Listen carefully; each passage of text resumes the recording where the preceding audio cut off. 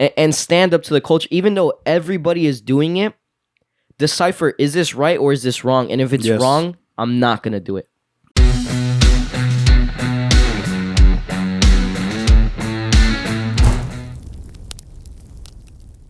Hey, yo, what's up, guys? Yet another episode of In the Fire. Woo!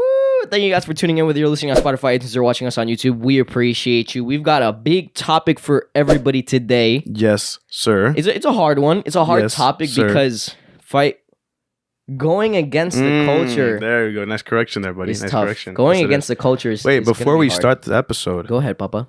for those who are listening on YouTube, What about it? Danny got a new haircut. Nah, yo, chill. My man looks so fugly. I mean, handsome.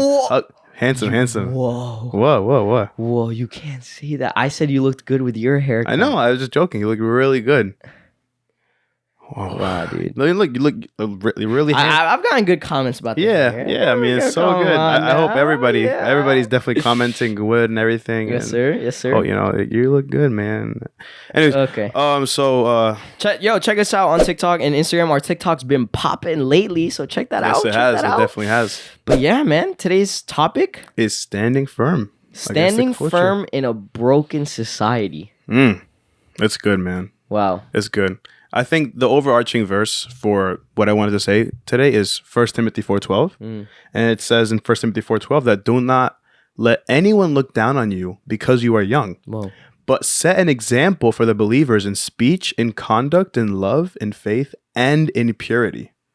And I think it's a big one for us too. No, we're young. It's really good, yeah. And I love it because it's saying, be an example, right? And to be an example means to behave in a way that shows others how to behave, right? And so it's telling us to be an example, but it's also telling us the areas in our lives where we ought to be an example, right? And that being speech, faith, purity, which one is it? Love, faith. And the crazy thing about this verse is that it's telling us, mainly it's telling us to stand firm against the culture, right? Like, because it's saying all these different aspects of life that we have to be an example in.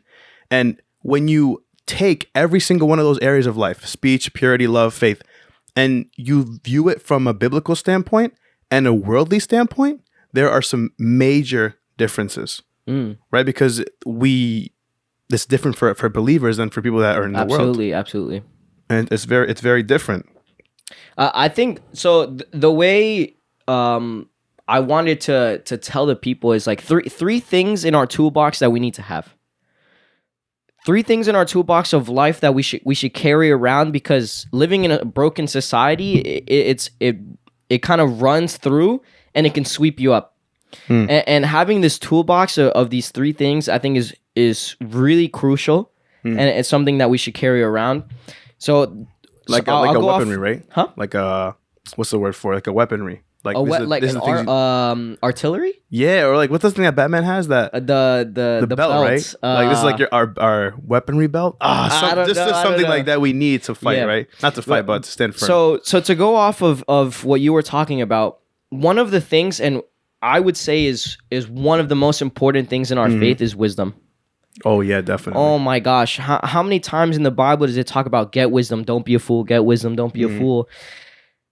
And wisdom is so important because, one, it gives us good judgment. And having good judgment in a world like this is so necessary for us to say, okay, this is wrong or this is right, because this broken society, what it does is it confuses people. It's a world of confusion where you think, oh, shoot, is this right? Is this right? Is this wrong? Like, can I do this? Can I not do this? Is it okay for me to do this or act like this or identify as this? And like this world of confusion, and to have wisdom and good judgment to be able to decipher, okay, this is not confusing. This is what the word of God says. This is what I should be following, and standing firm in that. So get yourself some wisdom. Yeah, if anything, wisdom gives you a structure. A structure, absolutely. Because without wisdom, you don't have a structure. That's really good. And wisdom, and by the way, how to get wisdom. We could do a whole episode on that, but ask God. I have a verse that says, check this out. If you need wisdom, ask our generous God, and he will give it to you. He will not rebuke you for asking. He says ask for wisdom. And check this out. Oh my gosh. When they describe Wisdom In Proverbs, right? in Proverbs. Joyful is the person who finds wisdom, the one who gains understanding. For wisdom is more profitable than silver, and her wages are better than gold. Wisdom is more precious than rubies. Nothing you desire can compare with her. She offers you long life in her right hand and riches and honor in her left. She will guide you down delightful paths, and all her ways are satisfying. Wow. That's crazy. Crazy. Wisdom, That's a lot. you gotta have wisdom. In this society, wisdom is something that you need. And I've had the blessings to have the opportunity for people to come up to me and be like, hey, I don't know why, but I kind of need advice from you. I don't know why, but you seem to always be right. And that's not to build up my ego. It's just that God's and the Holy Spirit has blessed me with that wisdom to be able to guide people. Yeah. And sometimes you don't even have to say, yo, God this, God that. Sometimes it's okay to just say, to guide them along a righteous path. And along that path, God will meet them there. But to be able to guide people on that path and to share your wisdom with other people in a world like this is so beautiful. Yeah, and again, like what you said, it's like, yeah, it's biblical, but like when you share with somebody that might not be a Christian, like they can still receive it and put it into practice, and they will see the fruit of it. Yeah. Because it's wisdom, right? Wisdom is knowing what's right and what's wrong. So when you share it with somebody and like you tell, hey, this is what's actually good for you and this is what's not good for you, sharing that gives you a structure in your mind, and you begin to make better decisions. You just see your life just turns better because you're able to know what's good for you and what's not good for you. Yeah. That's awesome. Another thing, another tool that we need in our toolbox is courage. Courage. You know what's funny? I like that one a lot. In the Bible, I looked it up. About 365 times does it say, do not be afraid, have courage. Do not be afraid. Do not be afraid, have courage. Do you know how many days there are in a year? I connected this. I didn't even I connected this in my head. 365 days. That's weird. So God gives us a do not be afraid and have courage for every day of our lives. For every day of the year. Wow. That's crazy. When That's I saw so that, I was weird. like, that's so cool, because it's like we literally have if you wanted to, you could have a separate verse for each day that says, have courage, do not be afraid. Wow. And awesome. then in a society that is so judgmental, in a society where if you think slightly different than somebody else, you're canceled, you're wrong, yeah. you hate us. Like the second you say, oh, I don't know about that, they think, whoa, you hate me. Whoa, you hate me. Oh, this. And that's what causes us to be so fearful of the way somebody else is going to react to us. It's embarrassing sometimes. It's embarrassing to admit, like, I follow Christ and I don't have sex before marriage. Saying that out loud to other You're people, gonna get ridiculed. Oh my gosh, It's it's so insane. hard. Yeah, I think that's awesome. Like that, the way you're saying, courage is very, very, very important. Like you need to have courage, man. Yeah. Like to be able to walk out and express your beliefs and faith with confidence. Oh man, I fucking remember what I heard. Fear is not. No, I think it's confidence. Confidence is not the absence of fear, but it's not letting your fear control you. That's what confidence is. Like fear might be there, but you're not gonna let it weigh you down. Right. And that's what confidence is. And you need to have it to go out there and say, this is what I want, this is what I believe, and this is how I'm gonna live. And I'm not gonna stoop. I'm not gonna do what you do. I'm gonna do what I want to do. That takes confidence, because you're going against the culture, against the flow of life. It's crazy. I think too, it's not even just going against it. Is us as nature, sometimes we struggle to admit that we aren't our own boss. It's kind of like the proudness. This society promotes that a lot, is do whatever you want, do what makes you happy, do what your heart desires.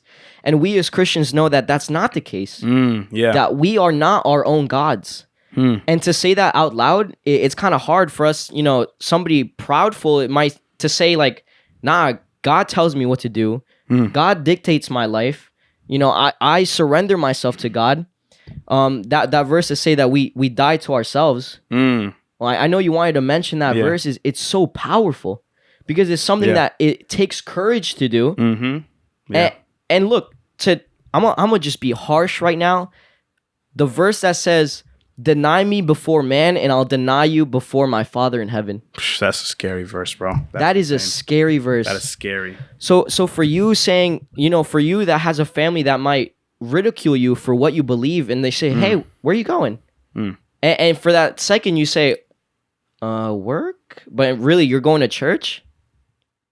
That's like having God right next to you, and God's like, hey, can you present me to your friends? And you're like, I don't know who you are. That's so mean. Because you're embarrassed. That's mean. That's messed up. That's messed up, and it's hurtful. Imagine if you, God, I don't know who this guy is. When your friends ask you, and you're like, I just go to church. I don't really believe in God, because you don't want to get embarrassed. That's crazy.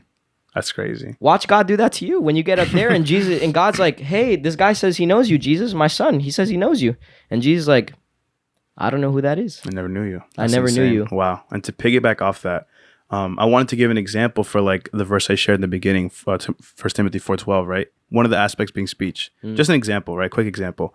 It says in Ephesians 4:29, I believe it says that let no corrupting talk come out of your mouths, but only such as is good for building up, as fits the occasion, that it may give grace to those who hear. So we see that it's saying that, make sure when you speak, you're not discouraging anybody. You're not hurting anybody. It's not any foul, abusive language. Yeah. But when you do speak, make sure it's at least beneficial. That it helps somebody, that it's edifying somebody, that no matter what season or situation a person's in, let your words be beneficial. Wow. Right? So we see that. But then thinking for the people that are either have been to college or high school, or in college and high school or middle school, we know that when rumors go around, in school, you better hope it's not you, man. You better hope it's not about you. And rumors pass around, and then when you hear the rumors that's going on, you're like, yo, he did well with who? Oh. Yo, what did he do? Don't he got a girlfriend? What? Or, yo, that girl did that with who? No way. Don't she got a man's? No way. Oh, nah, shorty, I'm not going to say anything. But what I was going to say there, right? And so that stuff happens, right? And this type of speech, right? This slandering, this gossip, I'm not limiting it to just school. Right, no, definitely. Because, I'm saying school because it's more prevalent there. But even outside of school, whether you're sometimes at church with your family, this type of slander, this gossip, this rumors, it's very prevalent in today's culture and today's society, right? It's common in our culture for that to be the norm. Yet we see from a biblical standpoint that, this is not good, that I shouldn't be doing this. And so when I see that, it begs the question, okay, am I being a good example? Am I being an example? Am I being an example by the way I speak? Right? Am I going against the flow, or am I going with the flow? Am I because the temptation is there. Oh my gosh.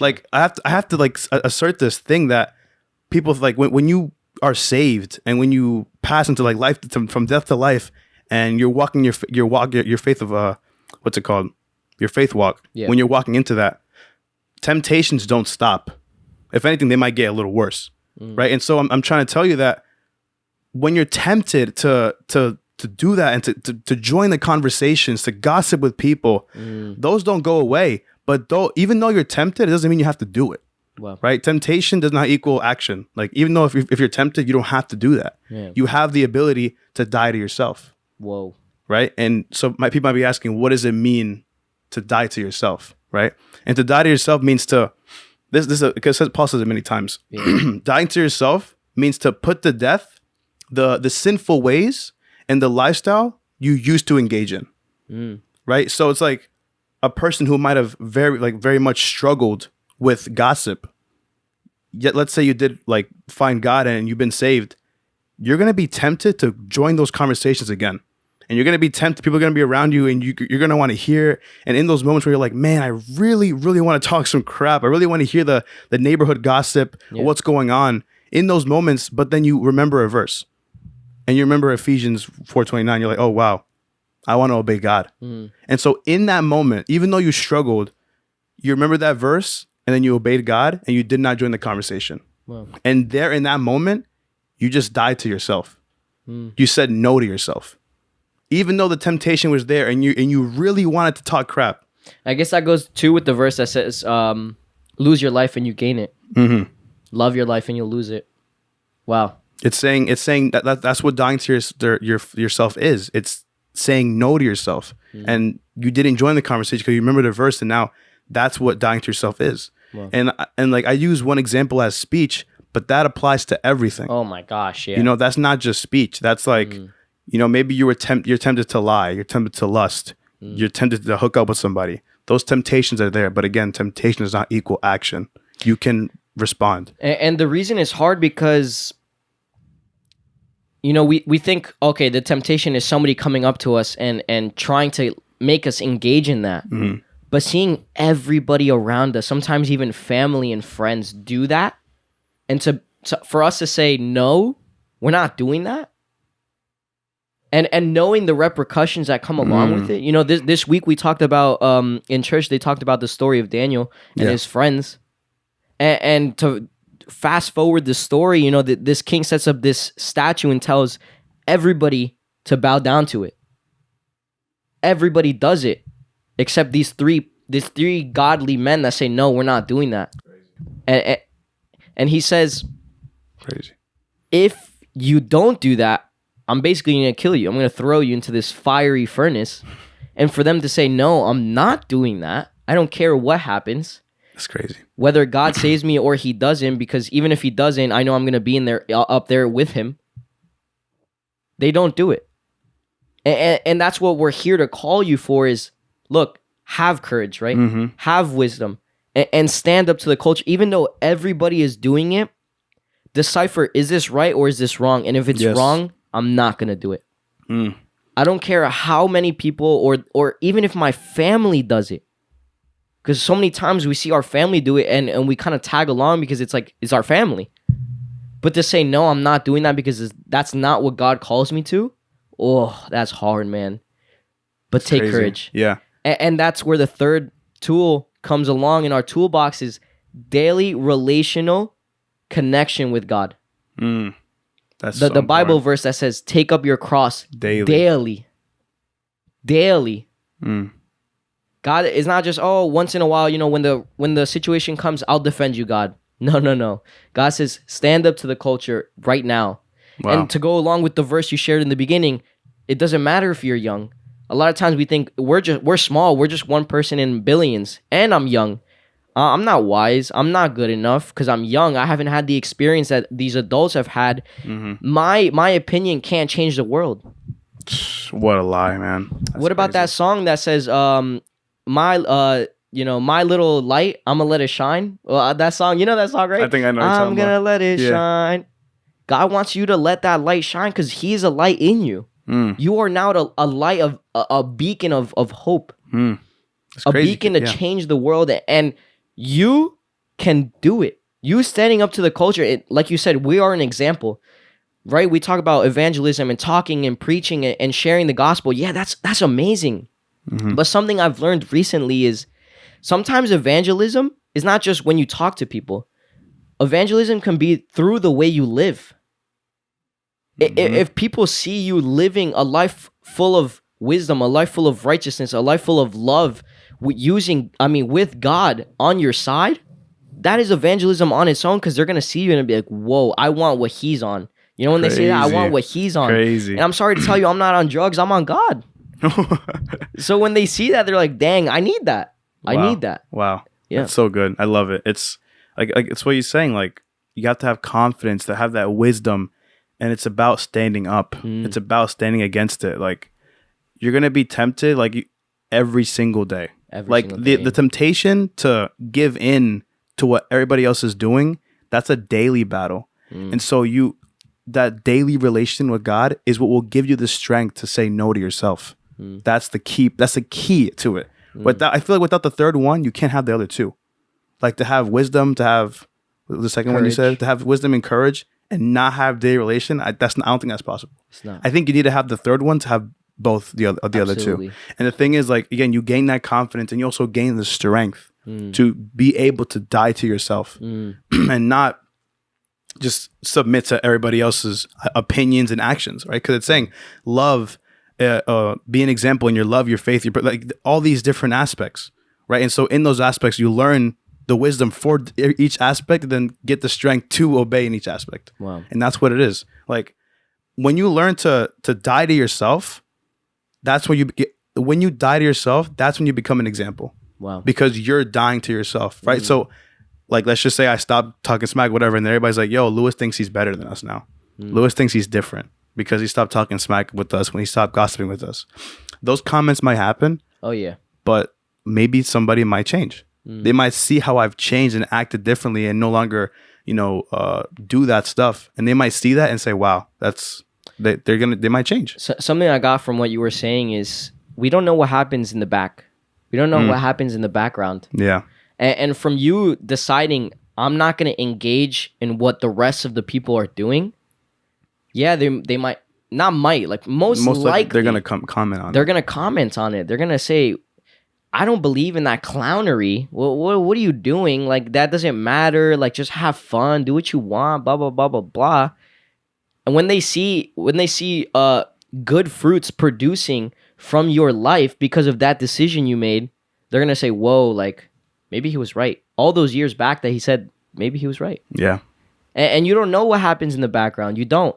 And we get called to put the seed, but God takes care of the rest. So good. And that seed of you not engaging and standing up to the culture and saying, no, I'm not bowing down to that statue.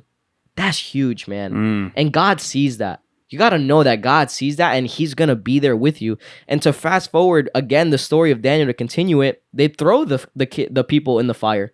The 3 friends, they throw them in the fire. And then all of a sudden, the king's like, I thought I put 3 people in there, didn't I? There's a 4th. Yep. And he looks like the Son of God. Crazy. It's awesome. And I'm telling you, like, look, it's not going to be easy. That's why it takes courage, because if it was easy, you don't need courage. You need courage and wisdom and daily relational connection with God for you to stand up to the culture, because it's not going to be easy. And people are going to have comments. But when you get up there and God says, I know this guy defended me in front of his friends. This guy talked about me. This guy was that light and that beacon to the world. Let him in, God. That's my boy right there. Crazy. And just what I got, like, when you stand firm against culture, know that God is with you. When you're like saying no, when you're stopping, when you're not acting the same way people act, when you're standing up for God, God is standing up for you. Yeah. Right? That in Acts, when that guy was being stoned to death for, talking about Jesus, I think his name was Nathaniel, maybe. And while he was being stoned, he saw heaven and Jesus was on the right hand of God standing up. Wow. So while I think Nathaniel, maybe somebody else, was being stoned and standing up for God in court, Jesus was standing up for him. And that's how it is for every single person right here that is going against the culture, that when they go to school and they see their friends doing things and they don't like interact with them and they don't do the same things they do. When you do that, when you say no, when you resist, like, God is standing up for you. Like, and that's such an amazing thought to know that like God is behind you. When you're standing firm against the culture, God is right behind you. And he's much bigger than the culture. Exactly. It's crazy. I love that. Amazing, guys. So remember, your toolbox: wisdom, courage, and daily carrying of your cross, daily dying to yourself, daily relations with God. Amazing. So good. Amazing. Thank you guys for tuning in, whether you're listening on Spotify, iTunes, or watching us on YouTube. Check us out on Instagram, TikTok. We appreciate you guys. We love you. Let's stand against the culture. Let's stand against what everybody else calls us to, and let's start doing what God calls us to. And let's do this. Amen. Let's go. Stand against the culture, yo. Peace out, everybody. Peace. See you for the next episode.